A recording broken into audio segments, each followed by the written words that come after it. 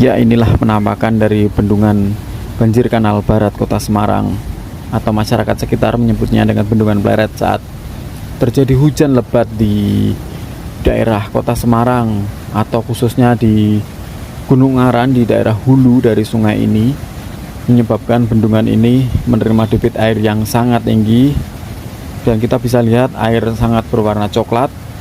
Ini menandakan bahwa air juga membawa lumpur dan tanah dari bagian hulu.